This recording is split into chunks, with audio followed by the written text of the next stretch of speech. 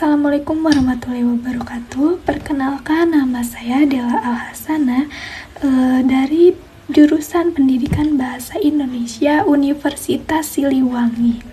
Di sini saya akan mengajak teman-teman untuk merefleksikan sastra sebagai sudut pandang sastra perjuangan atau pergerakan.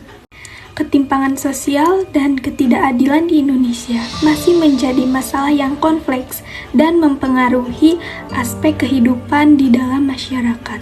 Bentuk utama dari ketimpangan sosial yang pertama ada ketimpangan ekonomi, ketimpangan dalam pendidikan, ketimpangan dalam akses kesehatan, ketimpangan dalam infrastruktur dan pembangunan.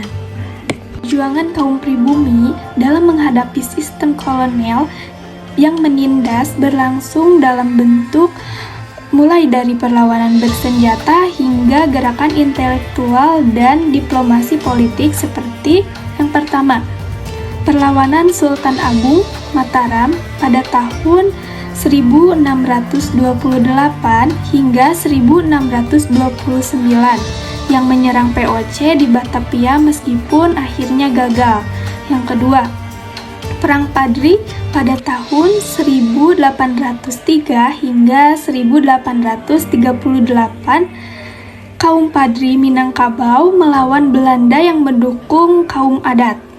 Lalu yang ketiga, Perang Diponegoro pada tahun 1825 hingga 1830. Diponegoro memimpin perang terbesar melawan Belanda akibat sistem pajak yang menindas dan masih banyak yang lainnya. Nah, Pramoedya Anantatur menciptakan novel yang berjudul Bumi Manusia yang menggambarkan ketimpangan sosial, ketidakadilan hukum, serta perjuangan kaum pribumi dalam menghadapi sistem kolonial yang menindas. Dengan gaya narasi yang kuat, novel Bumi ini menjadi salah satu karya sastra yang terbesar di Indonesia karena karya sastra ini mengangkat kesadaran sejarah dan nasionalisme. Nah, di dalam novel ini diceritakan perjalanan hidupnya Minke yang jatuh cinta kepada gadis yang bernama Anelis. Anelis ini berasal dari Indo, tetapi dia keturunan Belanda dan pribumi. Anelis ini putri dari Nyai Ottosoro, seorang perempuan dengan memiliki kecerdasan dan keteguhan yang luar biasa. Meskipun dirinya hanya berstatus nyai atau silir tanpa dinikahkan resmi dengan seorang pria Belanda yang bernama Herman Melema. Nyai Ottosoro ini adalah perempuan yang kuat dan mandiri. Ia mengelola bisnis suaminya meskipun tidak memiliki status hukum yang sah dalam masyarakat kolonial. Nah, namun kebahagiaan Minke dan Anelis ini terancam oleh hukum kolonial yang berpihak pada orang-orang Eropa. Karena Anelis ini dianggap seorang warga negara Belanda yang harus tunduk pada hukum Eropa. Dan setelah itu terjadi pemisahan paksa antara Anelis dan Minke. Nah, teman-teman, jadi kesimpulan dari novel ini adalah sistem kolonial merugikan masyarakat pribumi secara ekonomi, sosial, dan rahasia.